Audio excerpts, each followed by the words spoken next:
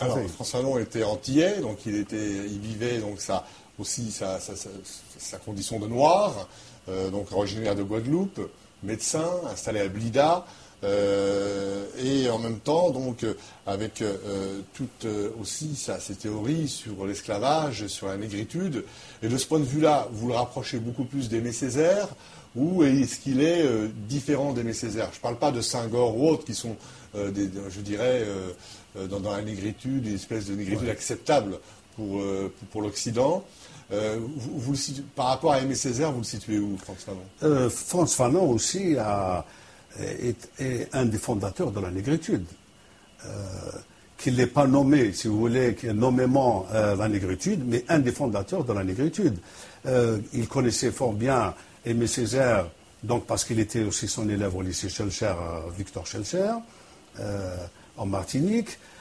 Il connaissait aussi Senghor, sauf que Senghor a, si vous voulez, il a ses théories sur la négritude, mais aussi c'est un homme d'action politique, c'est un homme politique. Césaire, c'était aussi son action, si vous voulez, si on peut se permettre cette opposition, c'est surtout le verbe, c'est surtout la poésie, c'est par la poésie qu'il a combattu Césaire, les injustices et le colonialisme. Tandis que Fanon, si vous voulez, il a pu réunir, si vous voulez, ce côté intellectuel, ce côté de toute sa pensée avec l'action révolutionnaire réelle, en mettant, si vous voulez, des règles de combat, vous comprenez, au service du tiers-monde.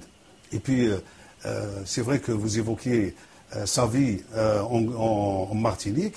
Il a senti très jeune le regard posé sur lui, le regard de l'homme blanc, un regard raciste, un regard tout à fait qui le diminuait. Donc il a intériorisé, si vous voulez, tout ce regard, et par la suite, il se posait des questions. Si vous voulez, dans sa famille, ce n'était pas quelqu'un de pauvre, puisqu'il bénéficiait même d'une certaine aisance matérielle, mais il a compris quand même qu'il y avait quelque chose qui n'allait pas avec cet homme qu'il avait, avec cette altérité blanche qu'il avait en face de lui.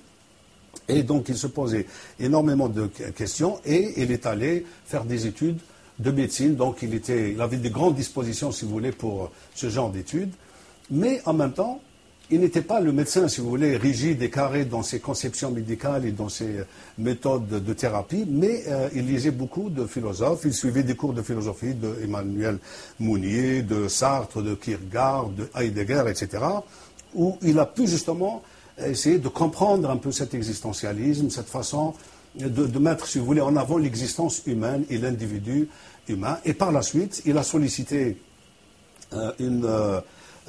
si vous voulez, une aide à Senghor, et enfin il voulait partir pour le Sénégal pour servir un peu ses frères africains qui étaient malades aussi, il voulait les soigner, etc. Mais Senghor n'a pas répondu à sa demande.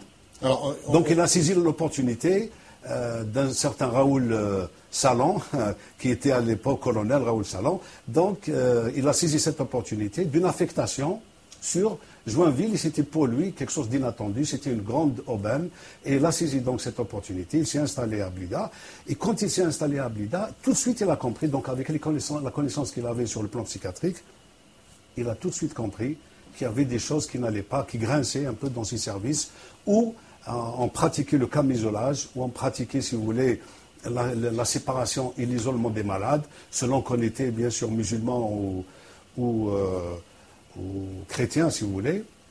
Et là, sa nouveauté, c'est qu'il a introduit la dimension sociale et la dimension humaine, le régime, si vous voulez, le régime religieux, etc., dans ses manières de pratiquer la médecine. C'est cette dimension sociale, humaine, religieuse, si vous voulez, affective, qu'il a introduit, qu'il a injecté, lui, dans ses méthodes de sa thérapie, tout en chassant, ma foi, si vous voulez, et en remettant en cause les méthodes coloniales telles qu'elles se pratiquaient autour du docteur Porot, etc.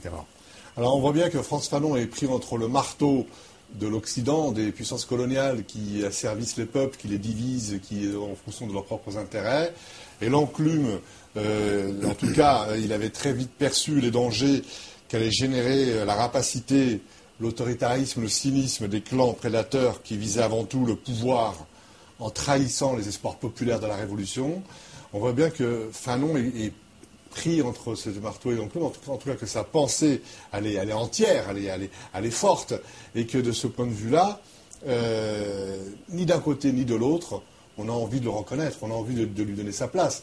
Frantz Fanon devrait être au Panthéon, il devrait être au Panthéon universel, quels que soient les pays. Il est au Panthéon, si vous voulez, universel. Il ne peut pas. Ce n'est pas quelqu'un qu'on oublie. Il va être revisité. Je veux dire, il est tout le temps revisité.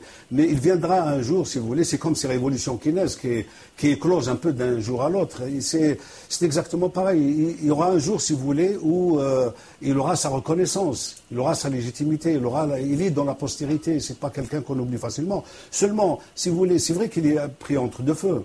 Il est pris entre le feu, si vous voulez, de l'ex-puissance coloniale, parce que, bon, on comprend fort bien sa position, c'est légitime, donc c'est quelqu'un qui s'est levé un peu contre le colonialisme, contre les pratiques de l'époque, mais en même temps, il n'est pas accepté par cette classe dirigeante corrompue en général, pas seulement l'Algérie, mais je veux dire tous les systèmes du tiers-monde, aussi bien l'Afrique que le Maghreb, parce que il les gêne quelque part. Mais je pense que l'avenir et la postérité va lui donner quand même raison, il va lui faire une place d'honneur, parce que déjà on sent les prémices un peu dans la rue. Si vous lisez très franchement et attentivement les belles pages de Fanon, vous verrez que c'est cet appel de la rue qu'on entend maintenant, qui est déjà inscrit depuis 50 ans dans ses grandes œuvres, et surtout dans Les damnés de la terre, œuvre